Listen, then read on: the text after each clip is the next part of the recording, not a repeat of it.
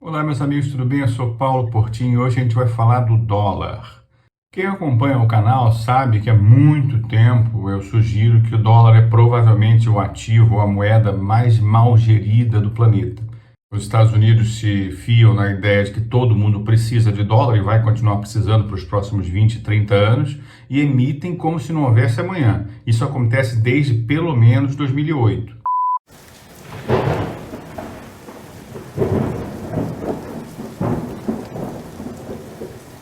No início da pandemia, quando o pessoal falava do dólar a R$ 4, dólar a 4,40, etc., eu fiz um vídeo para dizer que o preço do dólar é essencialmente fluxo, né? O Stuhlberger, que é um dos mais importantes gestores do Brasil, teve uma época que estava tudo errado na economia, tudo errado na bolsa, e ele falou: ó, tá tudo errado, mas eu não consigo lutar contra fluxo. Então não adianta você ter uma análise fundamentalista correta de uma empresa ou de um ativo se o fluxo está totalmente contrário. Se você quiser ir contra o fluxo, você vai acabar perdendo mesmo que a sua tese esteja correta. Nesse vídeo, quem lembra dele e outros que se seguiram, eu falei para vocês que o Brasil tem um limite, que existe um limite de racionalidade para a gente ter o dólar a 5, 6, 7, 8 reais. Lógico, com a nossa política econômica de agora. Se a política econômica mudar, aí o céu é o limite, né? Mas como a gente tem um volume gigantesco de reservas, maior do que a nossa necessidade, toda vez que o dólar subia, ele trazia um impacto ou permitia ao governo uma capacidade de gerenciar melhor a dívida pública. No meio da Covid, houve uma venda, se não me engano, de 40 bilhões de dólares, o que ajudou demais na época. A gente gastou, o Brasil em 2020 gastou R$ 1 trilhão além do que estava previsto. Então, como eu coloquei para vocês, o dólar subindo é péssimo por alguns aspectos e excelente por outros.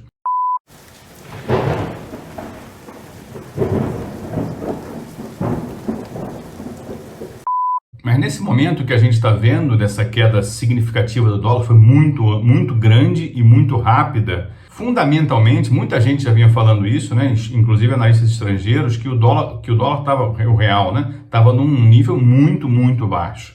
A desvalorização da nossa moeda não fazia nenhum sentido. A gente tem que saber que moeda tem a ver com poder aquisitivo e riqueza de determinados países. Na época do boom imobiliário, quem acompanha o meu blog, então a gente via em 2013 casas em Itaquera, Itaquera, né, porque estava perto da Copa do Mundo, o pessoal ia comprar lá, é onde é o campo do Corinthians, não é um lugar nobre, muito pelo contrário, aqui em São Paulo, casas em Itaquera custando a mesma coisa que apartamento em Amsterdã, porque o nosso câmbio estava muito, muito valorizado.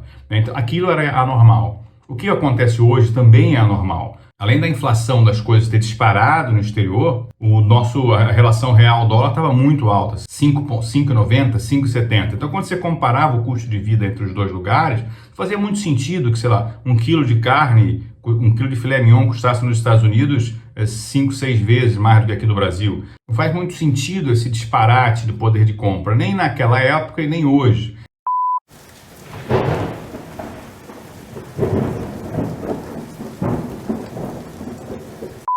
Mas a queda de agora, além das coisas óbvias, né, do carry trade, que eu falei num vídeo recente a respeito disso, a respeito das ações do Banco Central, além disso, você tem a questão da péssima gestão que o governo americano faz da moeda dele.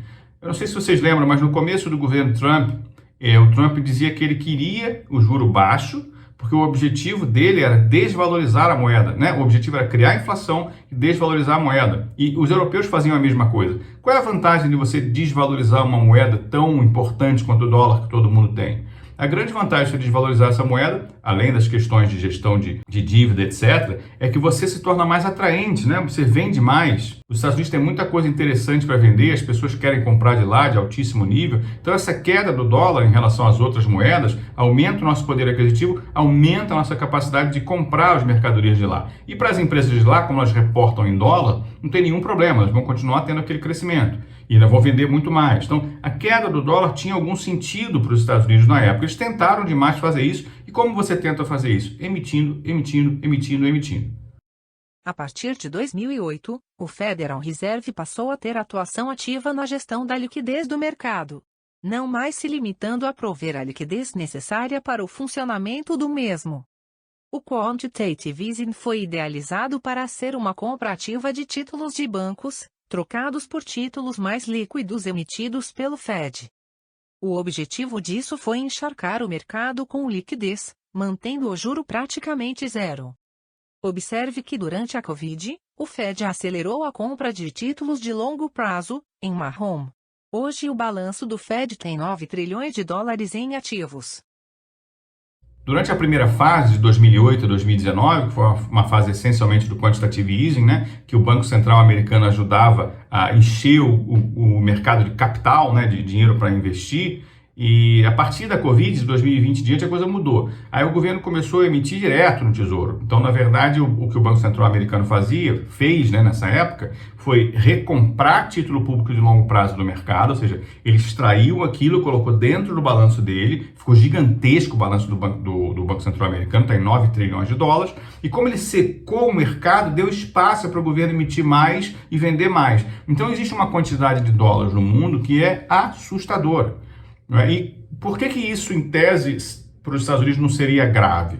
Não seria grave porque praticamente todo o comércio internacional é feito com dólar, ou grande parte do comércio internacional é feito com dólar. E a expectativa de que isso acabe é zero. Ninguém acha achava, né, que no curto prazo isso iria acabar. Participação nas reservas internacionais dos países: 60% de dólar, 20% de euro, mais 10% divididos entre libra e ien. E o resto? Isso se deve ao fato de que boa parte do comércio internacional se dá referenciado em dólar. Para que ter reservas em reais? Percentual do uso das moedas no comércio internacional? Segue aproximadamente a mesma distribuição das reservas.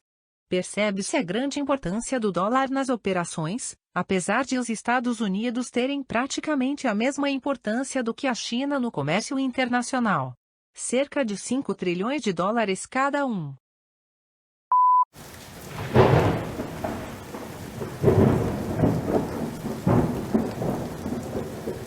Então, com a guerra da Ucrânia, com uma possibilidade, né, um país relevante foi excluído do mapa, né? A Rússia foi excluída do mapa. E a Rússia tem um comércio na faixa de talvez 450 bilhões de dólares por ano. Exportações, se não me engano. Isso é muito. Acho que é isso mesmo. A Rússia deve exportar uns 420, 450 bilhões de dólares por ano e importa muitíssimo menos do que isso. Então, quando você pega um player como esse, provavelmente quase tudo ali é negociado em euro e dólar, e os dois ele não pode negociar mais, ele não pode ter mais reserva. Então, qual é o propósito da Rússia receber dólar para manter reserva se as reservas são congeladas? Então, quando você tira um player desse que vende para o mundo inteiro, o impacto não é só nele, né? O impacto é em todo mundo que compra dele. Possivelmente a China, um dos maiores parceiros, a Europa sem dúvida, mas a China a Índia compra material militar, o Brasil compra fertilizantes para caramba, quer dizer, então esses países, eles precisam continuar negociando. A gente não vai simplesmente parar de comprar o fertilizante, que as pessoas vão morrer de fome. A gente vai produzir muito menos, né? Então, você precisa de um sistema substituto para isso. Qual é o risco? O risco é você criar um sistema substituto para isso e o dólar perder importância. Não significa que ele não vai ter importância. A gente não vai usar ele, por exemplo, para essas relações da Rússia com os outros países. Se você somar importação e exportação da Rússia, vamos ter talvez 700 bilhões de dólares. Não é pouco. É absolutamente significativo. E mais significativo ainda porque as coisas que estão sendo importadas de lá são de primeira necessidade. Fertilizante, no caso da Índia, arma, no caso da China, óleo, né, petróleo, no caso da Europa, gás. Então, como são coisas de primeira necessidade, não é irrelevante. São 700 bilhões de dólares de trade que não aceitam mais ou estão dificultados para aceitar euro e dólar.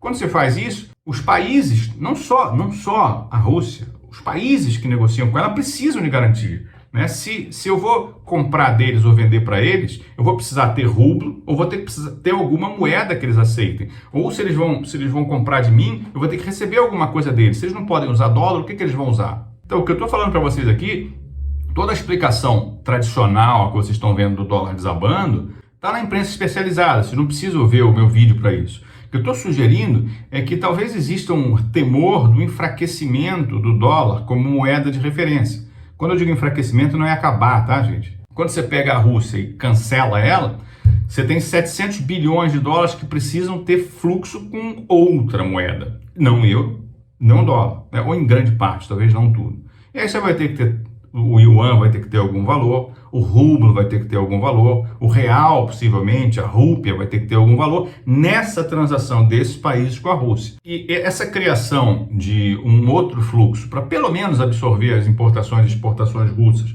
ou pelo menos para garantir esse fluxo, pode reduzir a importância do dólar. Já teve um acordo entre a China e a Arábia Saudita para pagar o petróleo em dólar. A ideia de petrodólar é que aquele petróleo ali, que os Estados Unidos protege, etc., aquele petróleo tem que ser vendido em dólar, né? Isso faz com que você sempre tenha uma demanda por dólares, por isso que os países têm reservas gigantescas em dólar. Mas se você começa devagarzinho a falar, olha, a gente precisava de dólar para 60% do comércio mundial, agora a gente precisa só de 30%. Ninguém sabe qual vai ser a perda de importância do dólar. Mesmo que a gente acredite, por exemplo, que as sanções vão tornar a Rússia irrelevante. Eu acho que não faz o menor sentido, porque nós estamos falando de 700 bilhões de dólares de fluxo de mercadorias e dinheiro, e de coisas extremamente importantes e que a gente não consegue produzir muito rapidamente fora dali. Mesmo que a gente acredite nisso, uma pequena queda ou uma ideia de que você pode ter um fluxo paralelo ao dólar nos países periféricos. Quando eu falo países periféricos, eles já não são mais tão periféricos assim, né?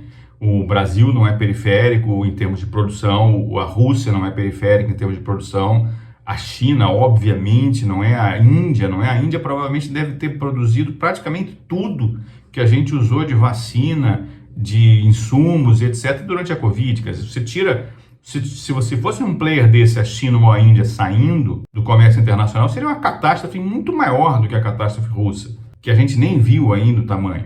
Então, esse vídeo é para dizer que existe uma gestão péssima do lado dos Estados Unidos.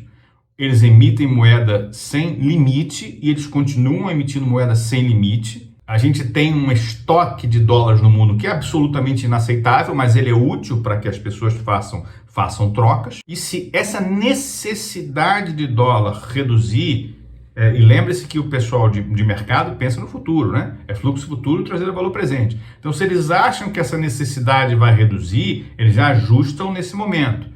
Então, eu entendo que existe um novo fundamento a essa questão do dólar, né? E esse fundamento é o risco de você ter um sistema paralelo ao dólar-euro. Olha só o que eu vou dizer, ele vai ser obrigatoriamente criado, ele já existe, mas ele vai ser obrigatoriamente ampliado, porque existe um player de 700 bilhões de dólares que tem enorme dificuldade de fazer negócio e desestímulo de fazer negócio em euro e dólar. Então, se esse cara vai ter que escoar aquilo mesmo para a própria Europa e já está pedindo que a Europa pague em rublo, certamente o trânsito entre Brasil e Rússia, entre China e Rússia, entre Índia e Rússia, que são trânsitos importantes, eles vão começar a se dar em outro padrão, certamente não no padrão dólar. Isso aliado ao fato da gente ter um estoque de dólares no mundo inaceitável de tão grande e crescente num nível absurdo.